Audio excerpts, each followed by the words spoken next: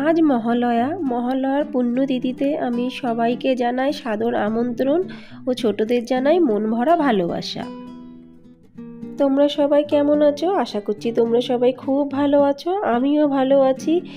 যে প্রান্ত থেকে আমার ব্লগটি দেখছো, আশা করছি সবাই তোমরা খুব ভালো আছো।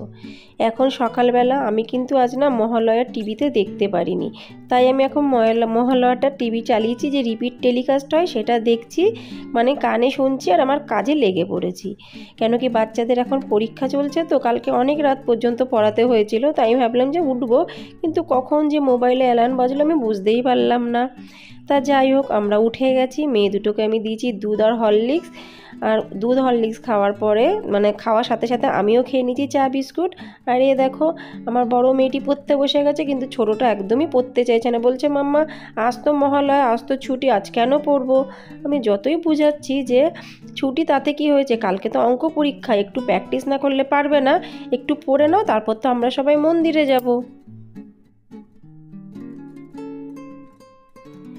এত বলার পরও ও কিন্তু পড়তে বসেনি, চুপচাপ একবার সোফার এই দিকে শুয়ে পড়ছে, একবার ওই দিকে শুয়ে পড়ছে।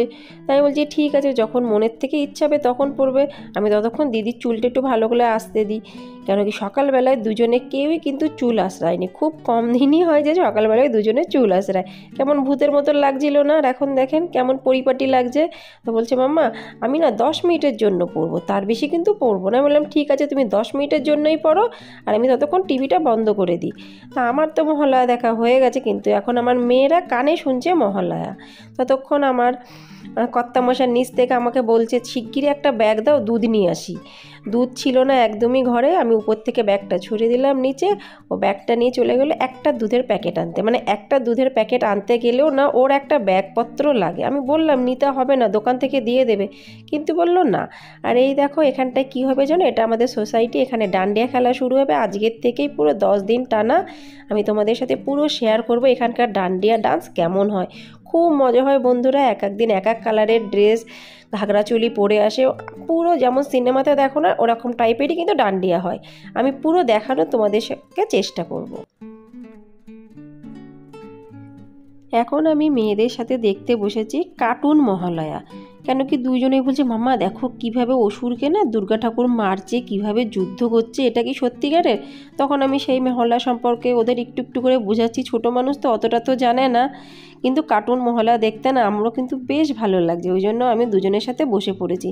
যতই বসি না কেন আমার কিন্তু মাথাতে ঘুরছে আমি কি ব্রেকফাস্ট বানাবো, কেন কি কর্তামশাই বাড়ি আছে, আজকে ছুটির দিন, মেয়েরা খাবে, আমার তো চা খেয়ে পেট ভরে যায়, ওই জন্য আমি না খেলেও চলবে, কিন্তু ওদের তিনজনকে তো খাবার দিতেই হবে। তাই ভাবলাম ঠিক আছে 5-10 মিনিট বসে মেয়েদের সাথে এনজয় করি, তারপরে আমি যাবো রান্নাঘরে। তা আমার বড় মেয়েটির পড়া হয়ে গেছে, বড় মেয়ের নাম তাসু। ও পড়ার পরে ও দুর্গা ঠাকুরের একটা ছবি আঁকছে, বলছে মাম্মা মহালয়া দেখলাম তো, এখন আমি একটা দুর্গা ঠাকুরের মূর্তি আঁকি। আমি বললাম ঠিক আছে আঁকো। তো ও না মাঝে মাঝে কিন্তু অনেক কিছু ক্রাফট বাগারা ড্রয়িং করে, আর ছোটোটা একটু হালসি টাইপের, ও সহজে করতে চায় না। একটা দিক কি কোনো সময় তোমরা ভেবে দেখেছো বন্ধুরা, যে আমরা মহিলারা পারি না এমন কোনো কাজ নেই। সকালবেলায় ওঠার থেকে শুরু করে রাত্রির পর্যন্ত একবার ঘর বাইরে বাচ্চাদের, স্বামীকে, মানে সব কিছু রান্না করা থেকে শুরু করে টিফিন করা থেকে শুরু করে ঘর গোছানো, এমন কিছু নেই যে আমরা করতে পারি না। আমরা কিন্তু সব কিছু করতে পারি, আমাদের যদি মন মানসিকতা ঠিক থাকে আমরা দুনিয়া জয় করতে পারি। তা যথারীতি আমার কর্তামশাই দুধের প্যাকেট নিয়ে এসেছে, এই দেখো একটাই মাত্র দুধের প্যাকেট নিয়ে এসেছে। তো যাই হোক, আগে প্রথমে আমি দুধের প্যাকেট থেকে দুধ বের করে একটা পটের মধ্যে রাখি, কেন কি কালকে তো সাংঘাতিক ব্যাপার হয়ে গেছিলো। কালকে যেই দুধ আমি প্যাকেট দিয়ে বের করতে গেছিলাম, দুধ আমার হাতের থেকে পড়ে গেছে। সে যাই হোক, তখন ভিডিওটা আর আমি নিইনি, মনটা খারাপ ছিল। তো আমি আজকে ভেবেছি খুব আস্তে আস্তে আমি দুধটাকে, মানে দুধের প্যাকেটটা কাটবো আর দুধ গরম বসাবো। তো দুধ গরম হয়ে গেল, আর এই দেখো আমি এখন রান্না করব সয়াবিনের তরকারি, আর তার সাথে রুটি বানিয়ে দেবো। তো কষা কষা সয়াবিনের সাথে রুটি খেতে কিন্তু খারাপ লাগে না। আমার রান্না বান্না বাসন মাজা ঘর মোছা সব হয়ে গেছে। আর ওখানে আমি এসেছি তুলসীতলায় পুজো দিতে। আমি প্রতিদিন তুলসীতলায় জল দিই বন্ধুরা, আর শনিবার করে আমি তুলসী মাতাকে প্রসাদও দিই।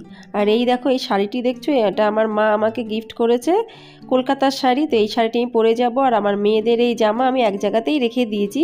বললাম কি বারবার আলমারিতে ঢুকাবো, ওর থেকে এক জায়গায় রাখি, যে যেটা পরবে পরবে। এইটি পরবে আমার ছোট মেয়ে, আর দেখি বড় মেয়েটা আমার কী পরে, আর এইটা পরবে পাঞ্জাবি আমার কর্তামশাই।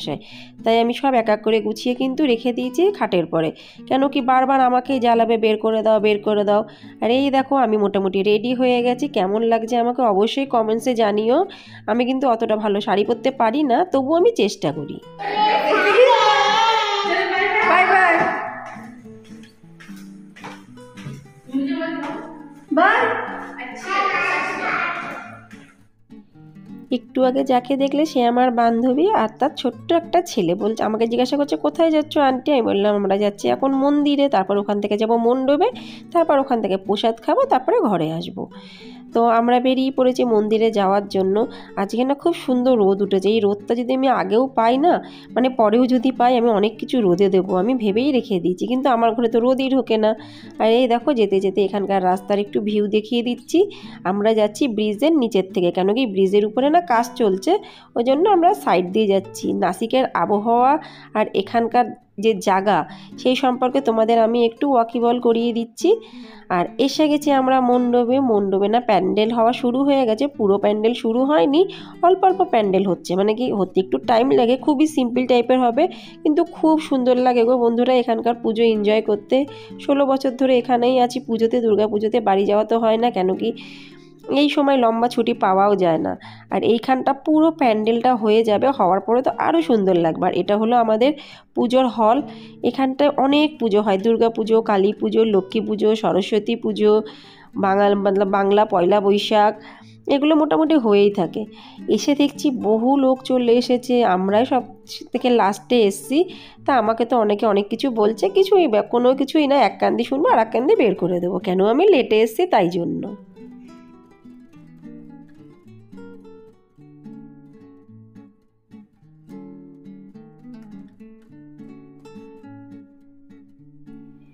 এই দেখো লম্বা একটা লাইন, এই লাইনটা কিসের জন্য, প্রসাদ খাওয়ার। তা আমাকে বলছে তুই এত লেটে এসছিস আর ডাইরেক্ট এসে তুই প্রসাদই খেতে শুরু করে দিবি। আমি বলছি কী করবো বলো, একটু লেট তো হয়েই গেল। সবাইকে তো সব কথা বলা যায় না, ঘরের কত কাজ বাজ করে বাচ্চাদের পড়িয়ে তারপর আমাকে আসতে হলো।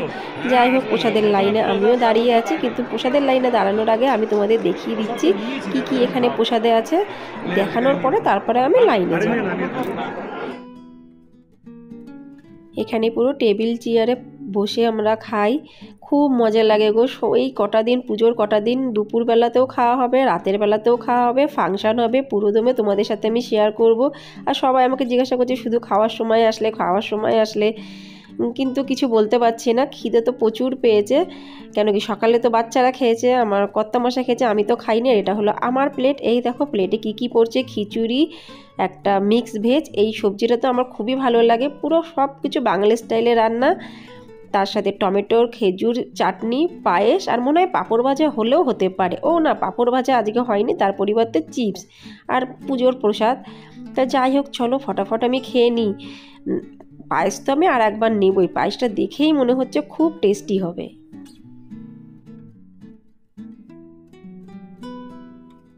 আমাদের সকলেরই খাওয়া দাওয়ার পর্ব শেষ হয়ে গেছে বন্ধুরা। আর এই দেখো খাওয়ার পরে আমি চলে এসেছি মঞ্চের সামনে। এই মঞ্চটার উপরেই সমস্ত ফাংশানগুলো হবে, ষষ্ঠী থেকে শুরু করে একদম নবমী পর্যন্ত। দশমীর দিন হয় না, কেন কি দশমীর দিন তো আমরা সিঁদুর ঠাকুরকে বরণ করি, সিঁদুর খেলি, তারপরে ভাসান হয়, তারপরে রাতে খাওয়া দাওয়া হয়, আবার দুপুরেও অনেক সময় খাওয়া দাওয়া হলেও হতে পারে, ওটা আমি পুরো এখনও জানি না।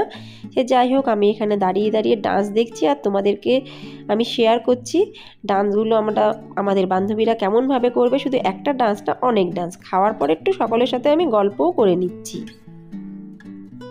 তো আশা করছি বন্ধুরা আমার ব্লগটি তোমাদের খুব ভালো লাগবে। আমার ব্লগটি যদি ভালো লাগে অবশ্যই লাইক, সাবস্ক্রাইব, শেয়ার, কমেন্টস করতে কিন্তু ভুলো না। আর এই দেখো এটা পুরো জঙ্গল, মানে এত সুন্দর লাগে জায়গাটা, আমি কি বলবো। এখানেই আমাদের পুজো হয়, সমস্ত ধরনের পুজো। তো আজকের ব্লগটি আমি এখানেই শেষ করছি। তোমরা সবাই ভালো থেকো, সুস্থ থেকো। নমস্কার বন্ধুরা, নমস্কার।